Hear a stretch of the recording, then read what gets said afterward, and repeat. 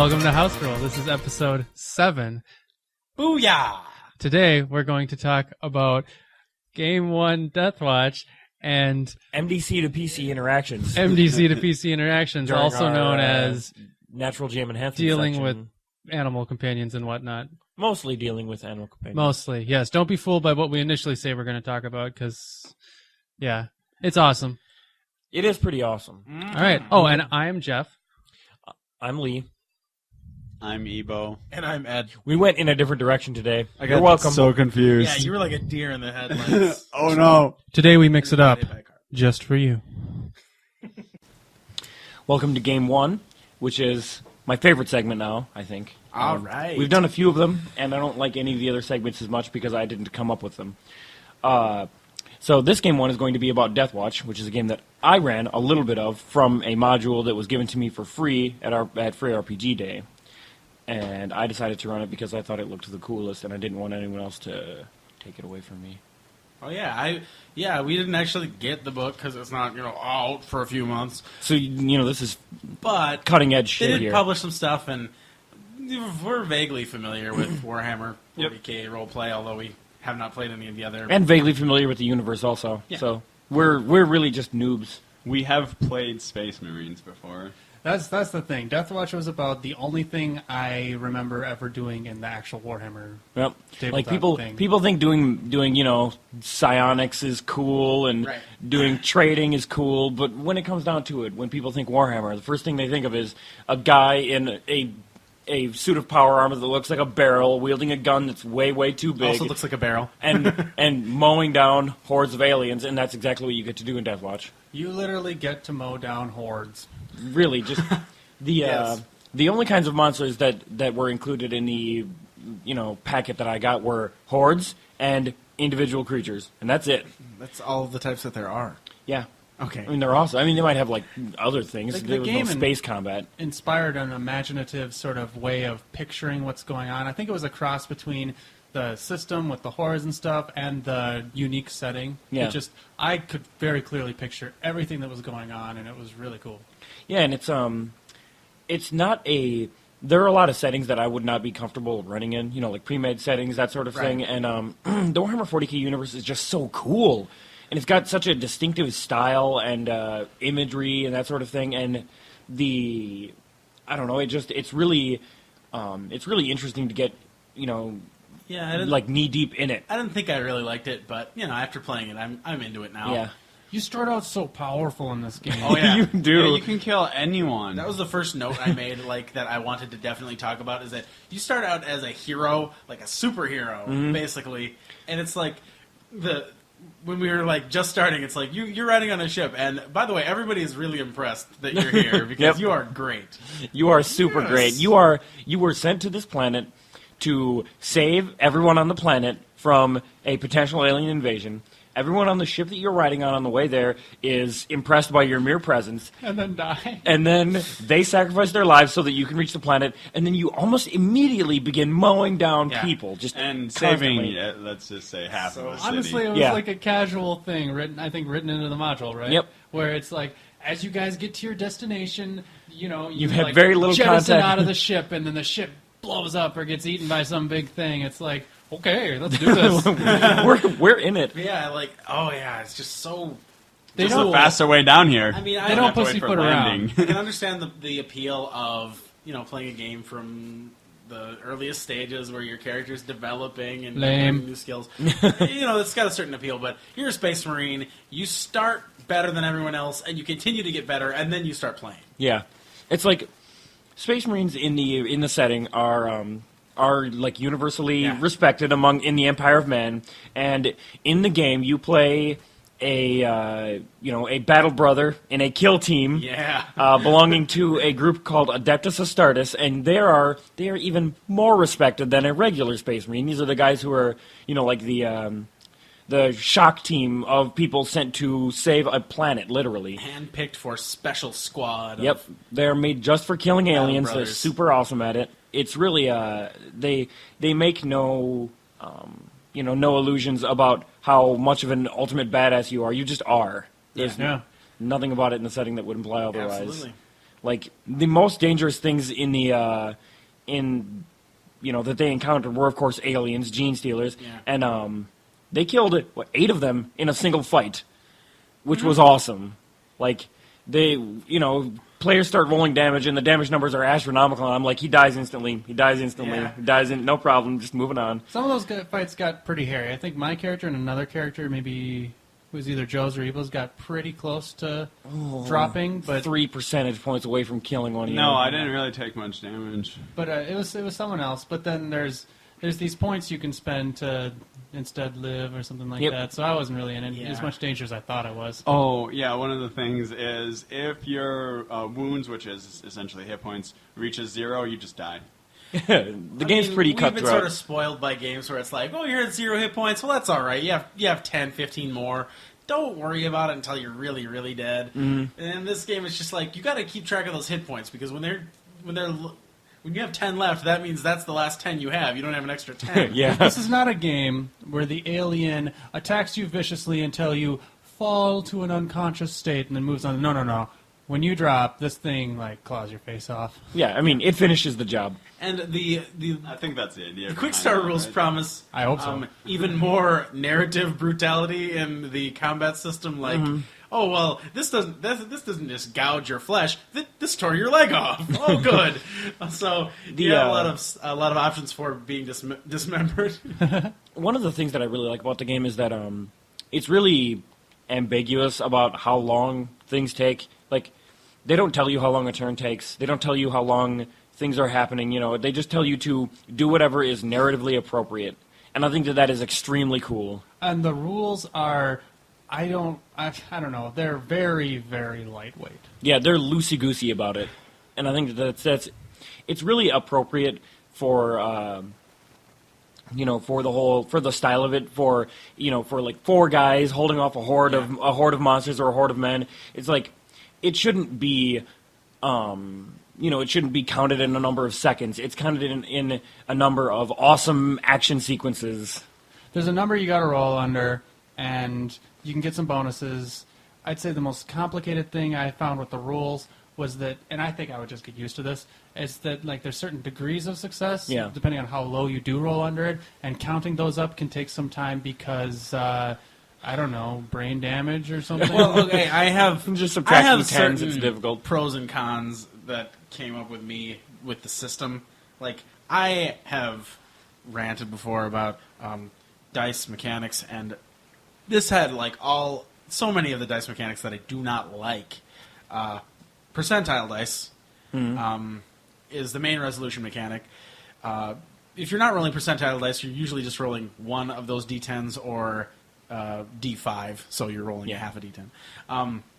And rolling under, which percentile dice systems almost always are, unless, of course, the percent... I'm glad that the stats are higher numbers is better. Yeah. Because I would rather be rolling under the percent of a high number than my stats having to be low, because that just makes me crazy, because I'm like, why is 2 better than 3? Anyway, rolling under, it bugs me. I actually blogged about this a while back, and I don't want to go over all the points again, but just gets on my nerves. And then another thing that seems to be fairly common to percentile-based systems is your attack roll and the defense roll, if there's a defense being made, are completely separate entities, and the success or failure of the defense roll is largely independent of the attack roll success at all. So we had a character who rolled 98 to hit, or not 98. We had a character who rolled a 1 on a percentile dice to hit something, and he missed because the defense roll was just barely enough to.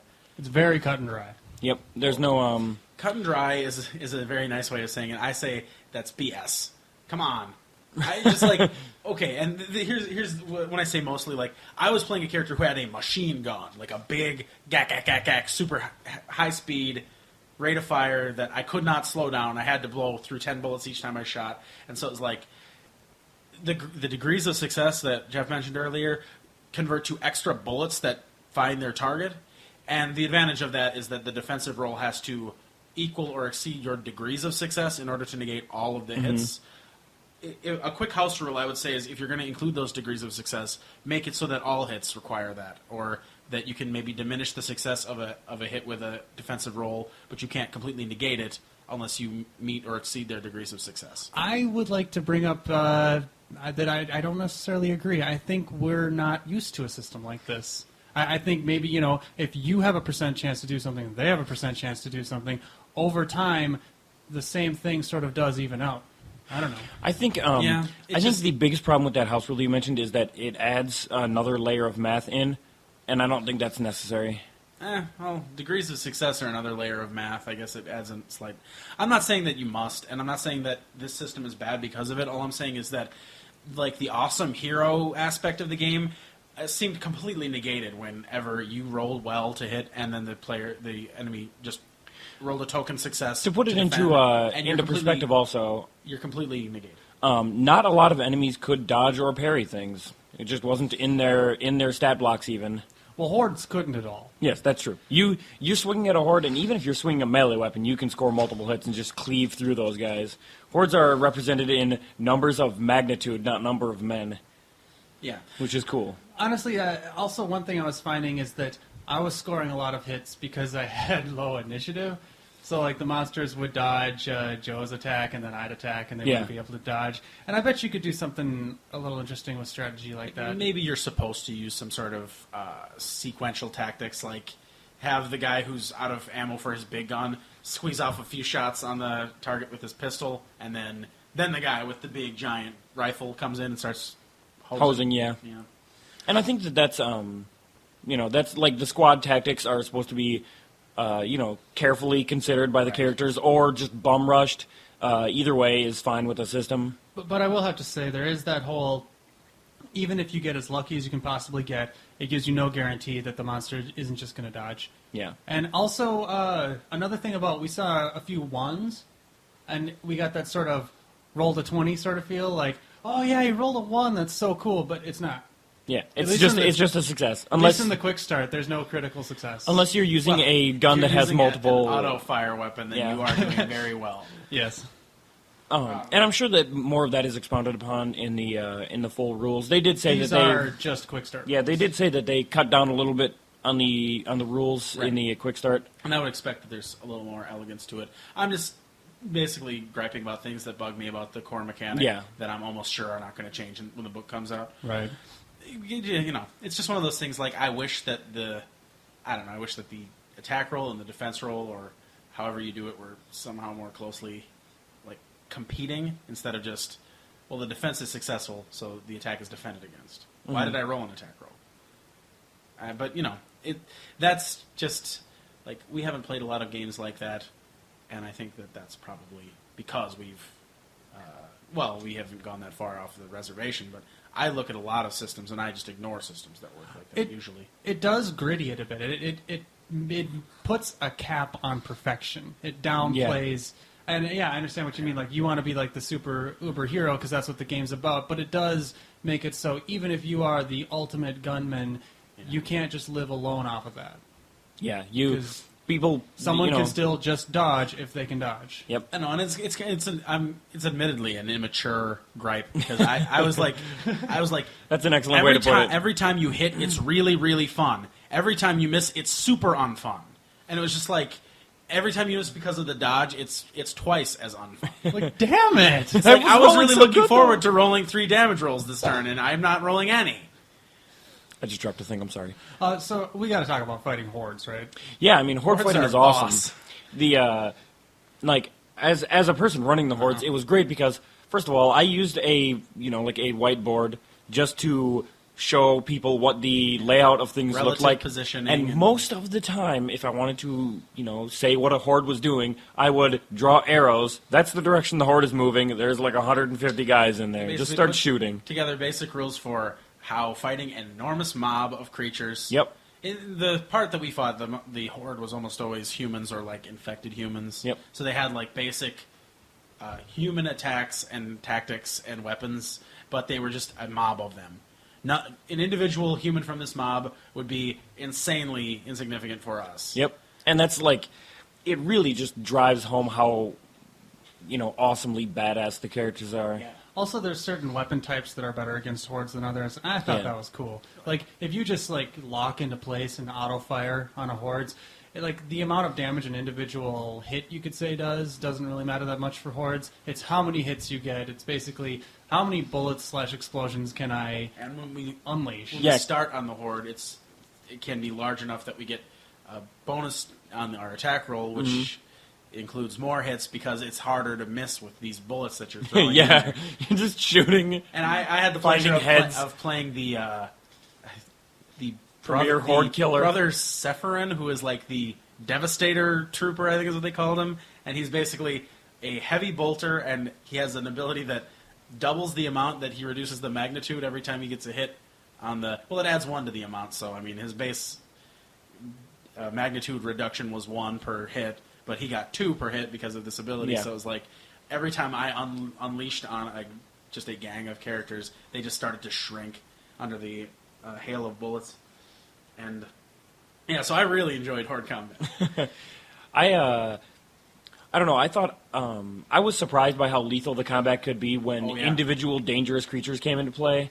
Like those things, just they're supposed to be dangerous, but man, they can just tear through things. But I mean, so can the players. So it's pretty much it's interesting the way that sort of interplay works. That disparity really just showed. Like by the end of that session, we all had a respect for the danger of gene stealers. Yeah. I think if we're talking about my earlier complaints about the defense rules, I would say as long as the player characters have the option to defend too, I'm more or less fine with it because, like, our armor is extraordinary. Space Marines Oh are my walking God, around yes, it is. in basically like a tank with arms and legs. It's a huge suit of armor, and it's got a really high armor rating, but I'm sure that the monsters get dangerous enough that they can start doing damage that's going to more than just a little bit puncture that armor. It's going to start like you want to get away from this thing. You want to keep your distance. So You do that not can want to be shoot in melee combat with a gene stealer. without Turns getting out, grabbed and rent asunder. But it's like, yeah, I want the opportunity to defend against that because like we were fighting some guys who were like they would shoot us and you could 9 times out of 10 you could elect not to avoid it because tank I'm fine, this is good. But the gene stealers were like, oh, okay, well we're gonna start taking some damage, so let's start using some techniques. You want that dodge or parry. I was really waiting for the first time that a gene stealer would get into melee combat, and I was so psyched up for it that when I got to charge a character and they took damage, they were like, "Oh Jesus, what just happened?" Yeah. My wounds started going down. That's the first time. Well, it's just one of those things. Like you said, we fought 8 at once. Yeah. And it wasn't all at once. They sort of came in like in 2 or 3 Well, I mean, they waves. were also busy in Right. eviscerating other people. But the They had point things to do. is that it was like if they had all rushed us at once, it might have turned south because they're just like they're that dangerous if you can't like blast them before they get right in your face. Yeah. So I like the difference between like a horde and like a powerful individual. Yeah. And I guess this applies to more rules than just the dodging, but so much in the system was cut and dry that it made you realize that if you're in a dangerous situation, it's not you're taking a penalty to still do the thing always works. You have to adapt. You have to do something different. Right. And also, one thing I noticed as a GM that was at least really good for me is that it was really easy to just be like, if I thought a situation that they were firing into was easy or difficult, I could just give them a modifier or a penalty or something like that, and it was just super easy to change the way the rolls worked. And the players were like, "Oh, instant difference! It's immediate change." I focused on the things I didn't like about the system first, but as far as I generally don't like percentile systems, but I was really surprised by how palatable I found like the bonus and penalty rules that this one uses, where it's just like I was like, oh, you get a bonus. That's like 2% chance to hit. No, it's usually at least 10. Upwards of 30. I mean, the rules in the quick start thing stipulated that a combination of penalties and bonuses can't equal a difference of 60 or more than 60. So it's like you can get as much as 60. Since most of the stats are at least 40, you can bump up to that threshold of Still a lot. impossible to miss. I'm just saying, yeah, it's like you can count on getting a plus 20 to hit if you use auto fire because you're throwing that much lead in the air. Yeah, It really- 60 is kind of a liberal limit, I think. Yeah. Oh yeah.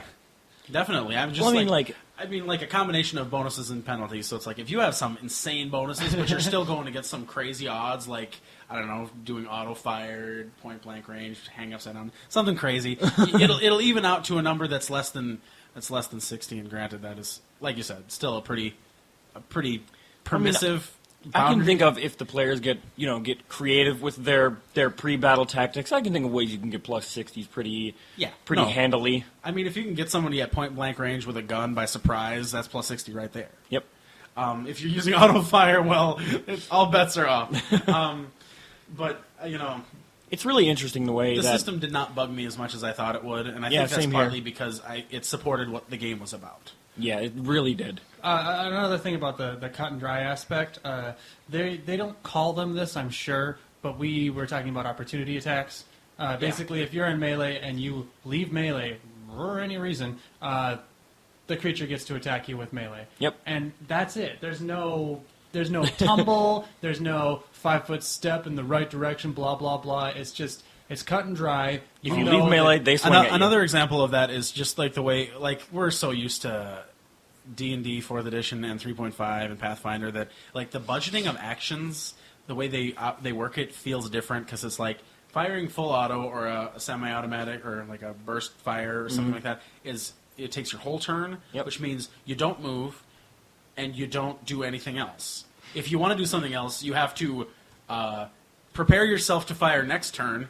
Like, I mean, worst case scenario, you need to move a little bit. You move once and aim once and then fire next turn. So you're like, oh, I'm getting a little bit. I'm preparing myself. But it's like, I'm too far away to shoot, so I'm going to have to run until I get there. Yep. Which we encountered in the first fight, which was kind of irritating at first, but it was kind of like, the range on the guns was pretty good. I wanted to make it... Also, one of us was a superhero with a jetpack. I wanted to make it really clear. It was awesome.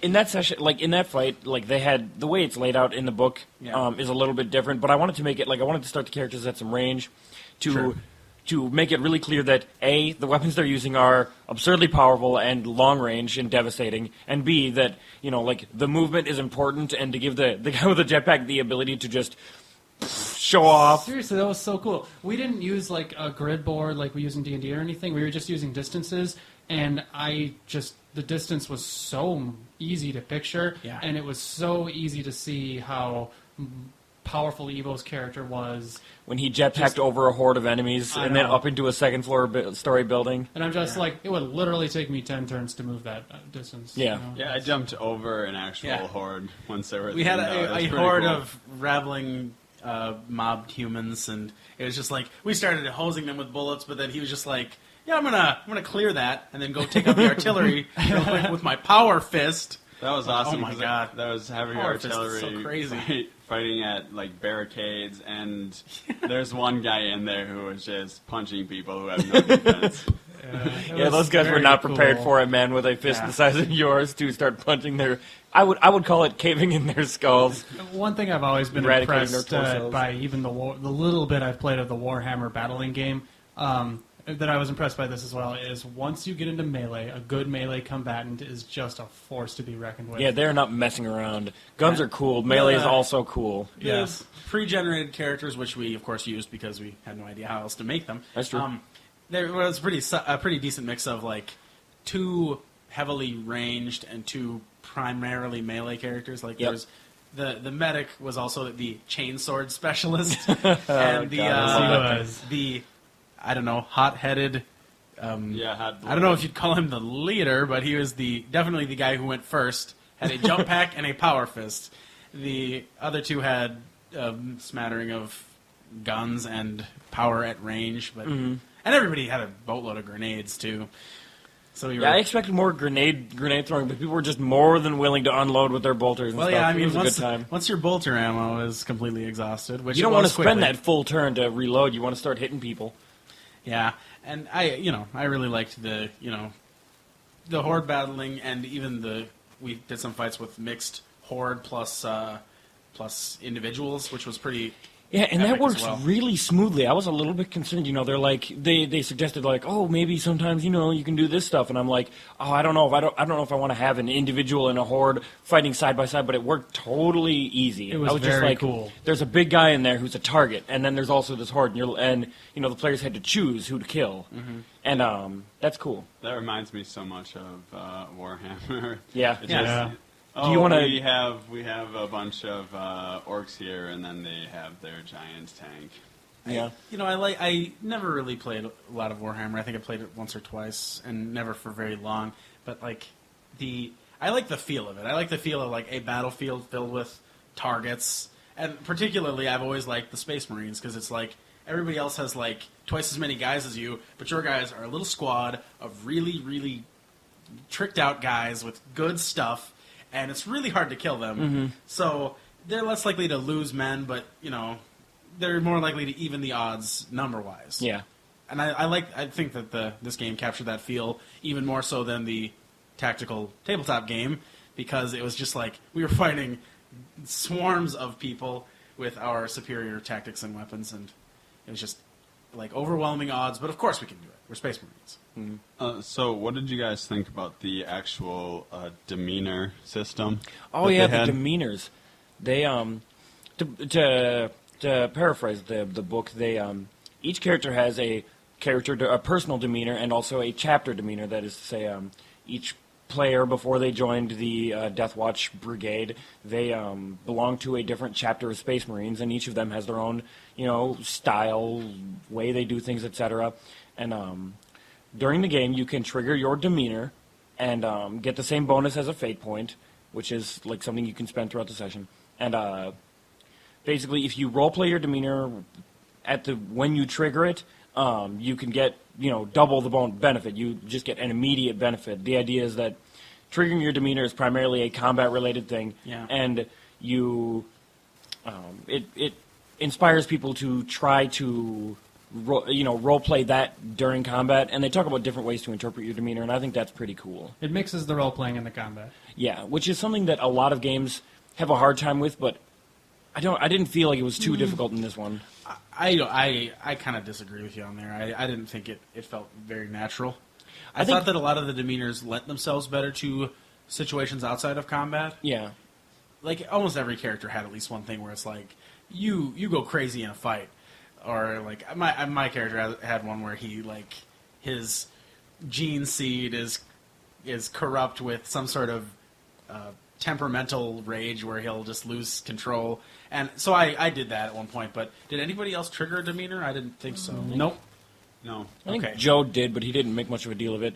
Anyway, I'm just saying, like, my other demeanor, like, personal demeanor was, like, calculating, and I was like, it helped me get into the role-playing the character, but I could not figure how I would trigger that in And I combat think that in a would change- role-playing way. I'd be like, my character's really thinking about the people that he's killing.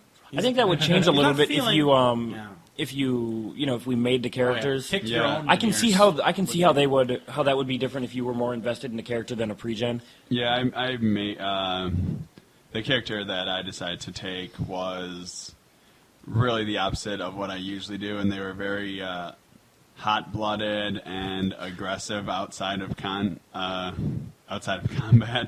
which is not exactly my thing, just strictly speaking. So it was somewhat difficult to do, I guess, for me. At the same time as even though we didn't have a great experience with the demeanors because of the pre-gen sort of thing, etc. But the ambiguous nature of the amount of time a turn takes, what's going on in a turn, really lends itself to opening yourself up, like your actions representing how your character plays in combat. I think like the being able to do anything for any amount of time in combat lends itself to the role-playing thing during combat. I think. kind of think that it might just be something with our group that we aren't as accustomed to spending as much time worrying about role-playing once the dice start flying. Yeah. And it might be something that we have to learn when we most likely will play this game again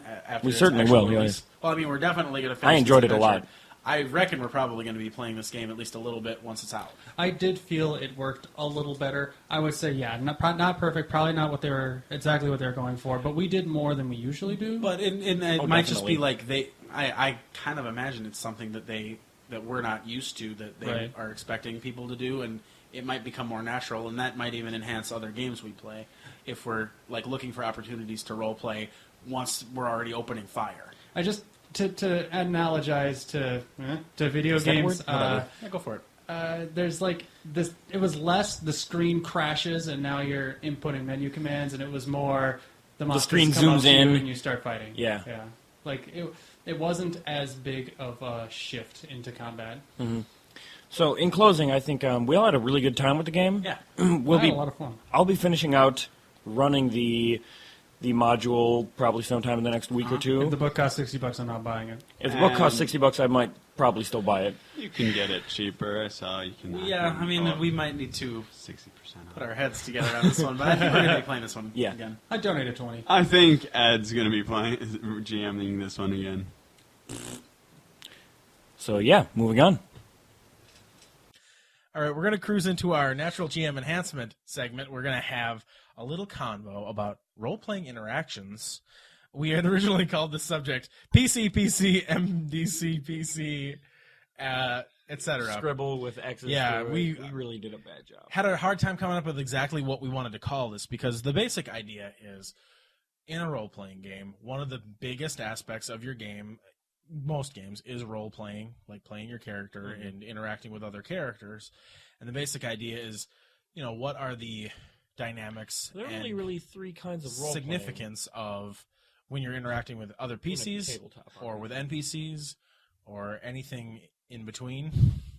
In a Yeah. tabletop RPG, I can only think of three different kinds of role playing. Maybe four if you want to go really out. You have the ones where the PCs are interacting with each other. The PCs are interacting with the NPCs.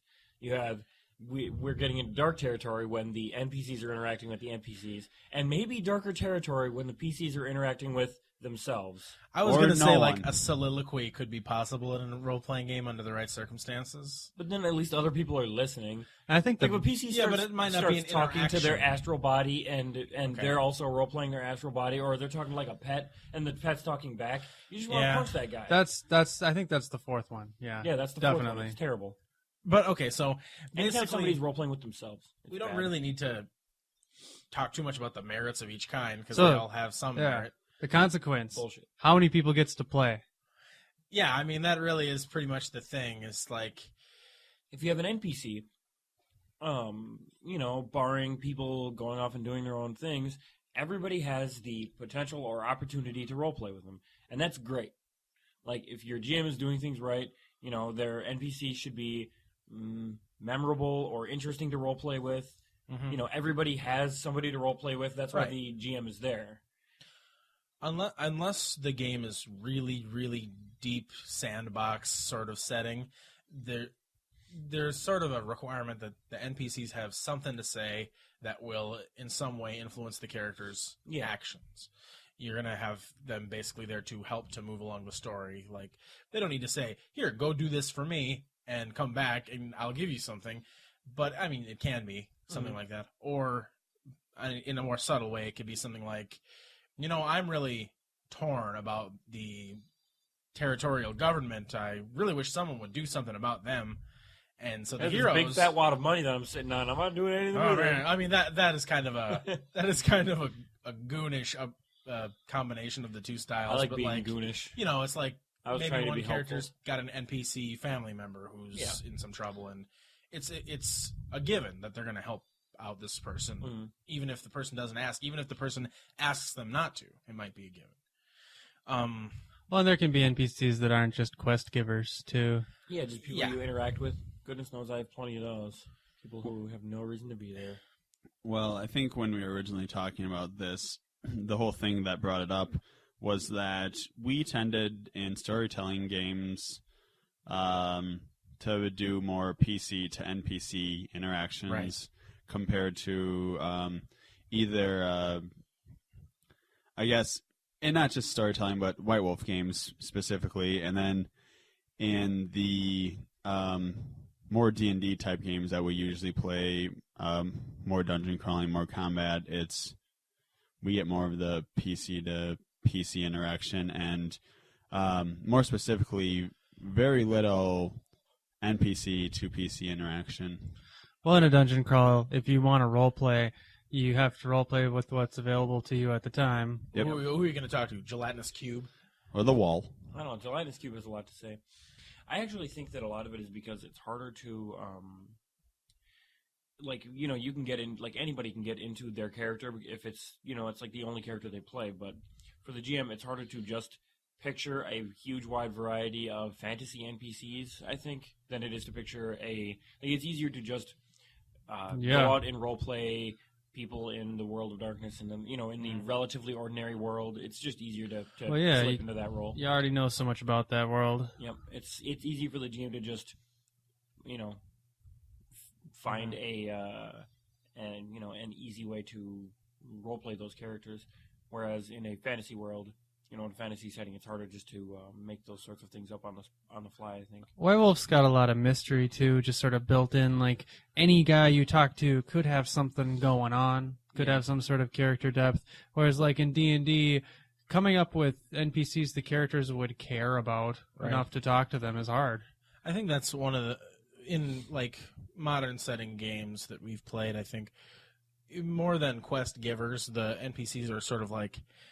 I don't know. They're sort of like, havers. well, it's like they're a repository of the setting. They basically store information so that, the only way for you to really get it in the game is to start kind of, socializing with NPCs and finding out what is going on with them. Yeah. And even if they're not like giving you an assignment or something to do, your character's own goals will be like crystallized a little bit by, finding out what's going on.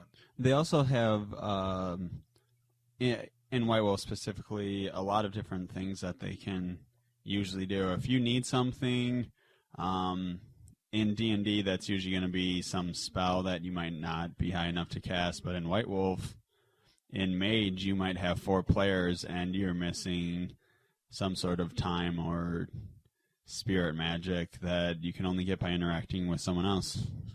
One thing we hit upon that I want to go back to just because it bears discussion in this way is like I don't want to say pets, but like NPCs that sort of belong to a PC. Like in a D&D sort of situation, we're talking about like animal companion or familiar, or if you're using Warhorse, like leadership rules, your cohorts and minions. Oh, geez, cohorts. And we have a Pathfinder game currently where one of the characters is a summoner, so he has basically like split the difference between a familiar and an animal companion, and it's basically like a sentient buddy. Yeah. Those sorts of characters that sort of belong to you, what do you guys think about like interacting with them, and how does that work? Okay, first of all, in the last session I ran, Ebo started playing only the animal companion. Yeah, I told Jeff I was going to do that because my character itself wasn't too much of a character, and I wanted to start actually doing the animal companion. You might have told him after the fact, but beforehand, all you told him was, "I'm going to do something, and it's going to make you go crazy. You're not going to believe it." And so, yeah, I don't know about that. Like, it didn't bother me at all, to be honest. Under normal circumstances, no, his animal companion is more interesting. I would have been bothered by that, but given the situation, it was kind of a fun change. And I think the fact that it had never been done before, it was sort of, it's more interesting now to see what happens with it. Yeah, it's like Evil's character is the pet now. We've basically tended toward, in those sorts of situations, to, let the player who has the, like, if we're talking about pets specifically, we basically say, like, if they're not really role-playing with their pet, they're just sort of keeping it around, feeding it when it gets hungry, and in combat, the rhino charges in and kills the enemies. Rhinos. That is one specific example from our history books.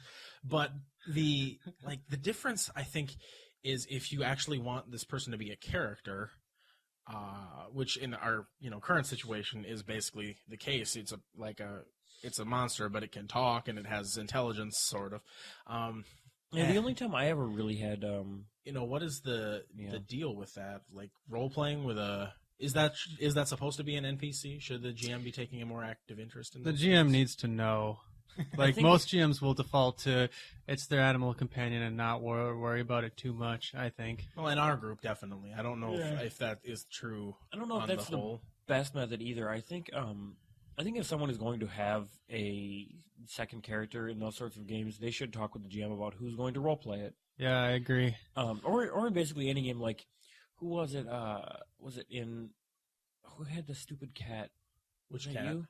You had a cat pet in one game? Oh, I mean, I had a familiar that was a yeah, cat. familiar. And Jeff played it, and I prefer that for the most part. I don't really remember the cat's actions ever being relevant to anything. I just mainly, I just remember sometimes Jeff was playing the Yeah. cat more or less, and after a while, I mainly kept it as a pet, and so that it just sort of diminished its importance. But I mean, for the most part, I prefer when, barring the whole summoner thing, which is a completely different angle. For the most part, I prefer when if there's like a secondary character that the GM plays them, because I think that it provides an interesting interaction for the player also. Well, and- something that's a little bit more unique. What we said sort of, or what I was saying in our last episode, I think, the GM makes it stick. It's that sort of thing where it's just sort of masturbatory if you got the person and their pet and they are role-playing, talking to each other. Yeah. And Well, it's I just, mean, that's like, not I sort of pet my masturbatory. dog. Oh, Yeah. my dog looks up and he's very happy, blah, blah, blah. yeah, I mean, I don't know. It's kind of a hassle, I think, to the other players if you're trying to hog the GM's attention to have meaningful interactions with your dog. But on the other hand, I mean, it could add some personality to the character, to the animal, to the group.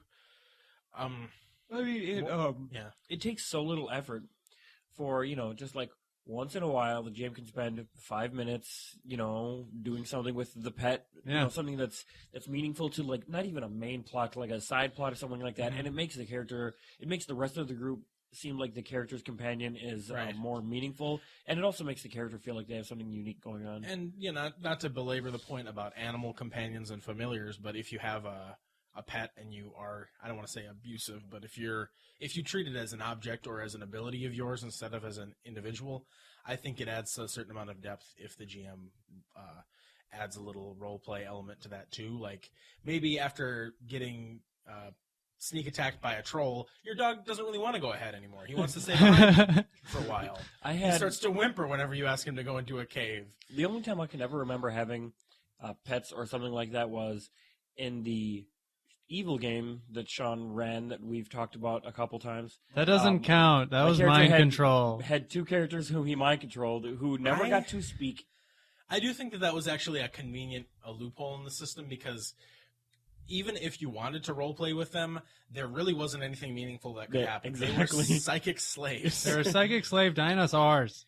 Okay, now I wasn't Yeah, talking no, about the no, no, dinosaurs. no. I was talking about the Correct. people. I had two actual NPCs. He had a prestige class from the Psionic book that was like, it gave you the ability like leadership, except that you got two cohorts and they were considered to be psionically enslaved. I'm just saying, I also had dinosaurs. There was That was also completely different. you're not going to be dinosaurs. role playing those dinosaurs. No, but the dinosaurs. One of the dinosaurs ate an angel. That was awesome. Okay, that enough. I executed Well, that dinosaur. so we play a lot of White Wolf games too, and I think that player-owned, I'm going to call them player-owned NPCs, are a completely different role Yep. in that game. Like if you take First them of with all- backgrounds or Oh, merits. like Tons of contacts and stuff? There are tons of merits that apply to those things that have like various degrees of possession. Contacts are like the least. You have, like these people might talk to you about something. Yeah, they have if some you call them. information. Or allies are like these. This is a gang of people who aren't individuals. Who, Or say a spirit Yeah. that was trapped into a wand. Okay, that was a whole different. But that wasn't even a merit. That was something that role playing accomplished. Yeah. But I'm saying like things in the a- player in a is White Wolf entitled to game, because like, they okay, took let's the points. say you have a retainer who is like your butler, or you have a mentor who's like your sensei. Either one of those is a distinct individual that you're pouring points into, and I think that those points should be directly proportional to how much role playing gets done with that NPC. Yeah, I agree. And it's kind of an awkward situation because you can build a menagerie of NPCs that are only for you.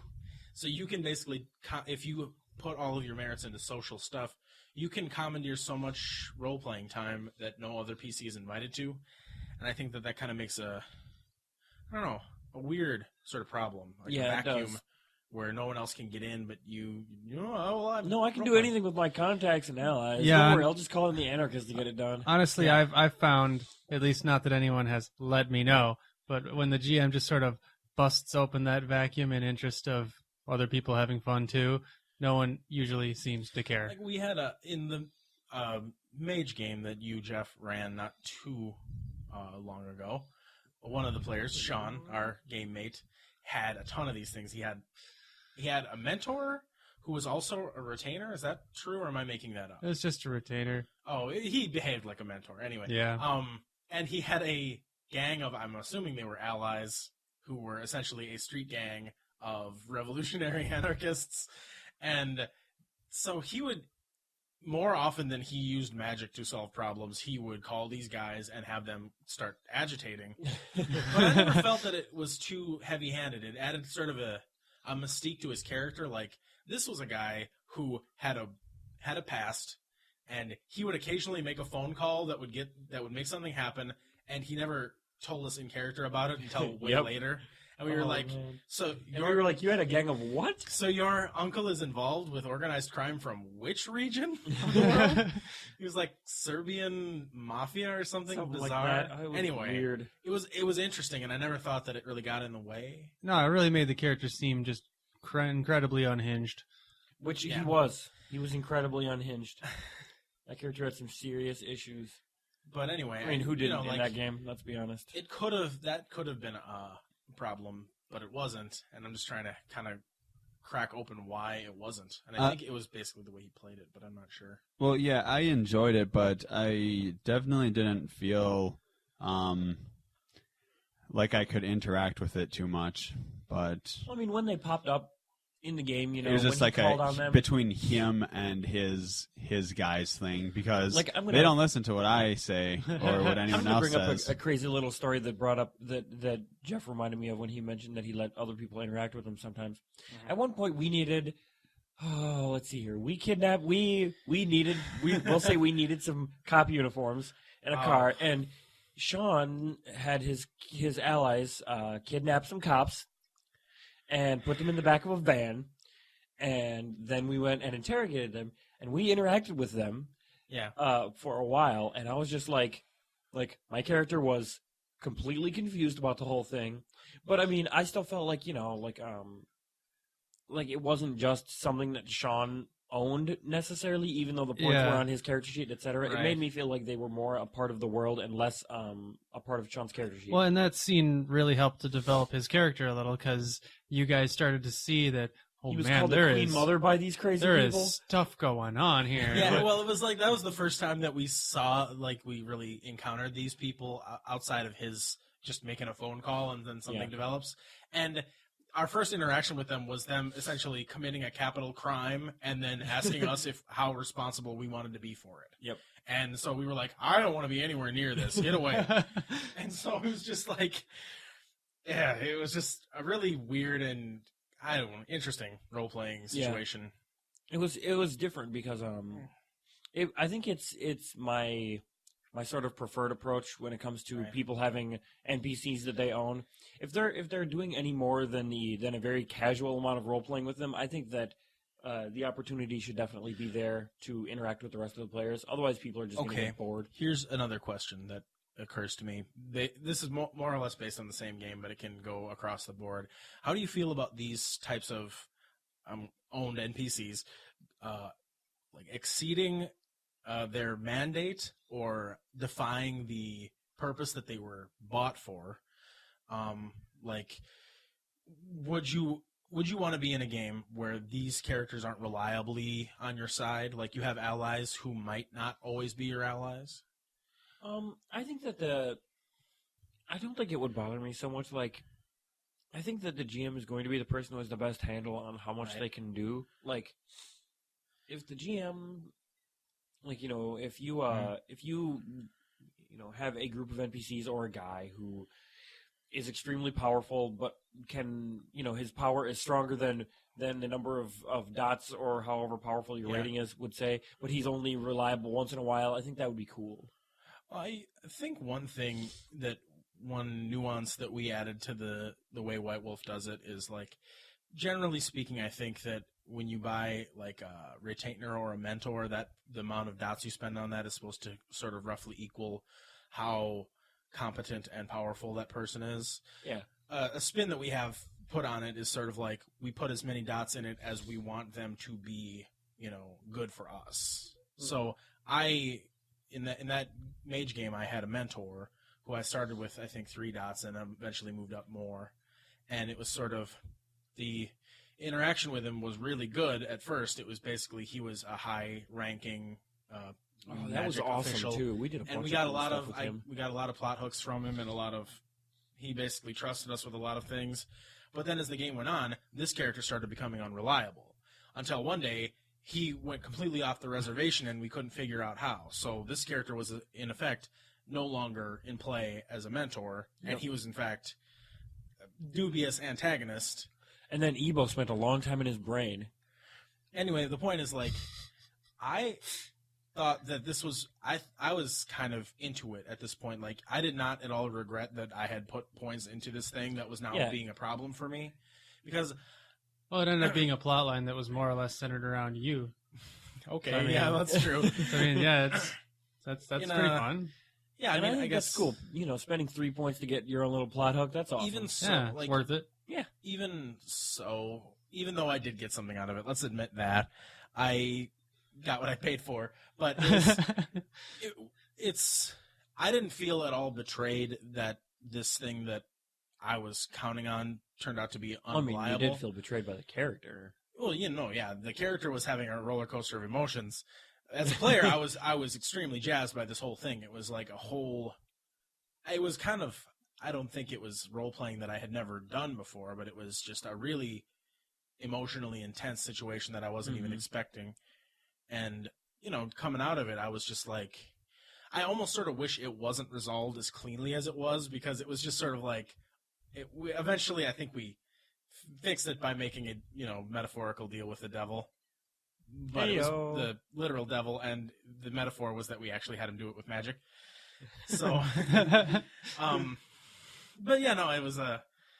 I think the thing we're getting out of this is that even if your player or your players or you personally own characters, as long as your GM is willing to work with it, those can be really cool. Those can be a PC to NPC interaction that doesn't just have to be you and the GM. It can be the other players too. Or start up a plot. Going outside of the White Wolf model, let's go back into the D&D sort of framework. How would you feel if you're, I don't know, if you're playing a cavalier of some kind and your mount is suddenly unreliable because it's like breeding season and it needs to find a mate? That is not what I expected you to say. No, I'm just saying, like, this is just the thing that happens with wild animals. So you're like, it's not going to want to be around you at all. It's going to want to do this right away. Well, no, I mean, man, what I would do that is would take a certain kind of D&D game. Okay, I would find a vet and get it fixed, and that is it. Are there guns in this game? Let's go back to the earlier example of the dog. Oh, we're gonna have to put The it dog down. who gets snared in one too many booby traps. Bezzy. He's no longer happy going ahead. He will no longer agree to go into a cave. That seems cool. Yeah, I think most players, at least in our group, and probably in a lot of other groups, people would think that that's cool just because something that they are invested in,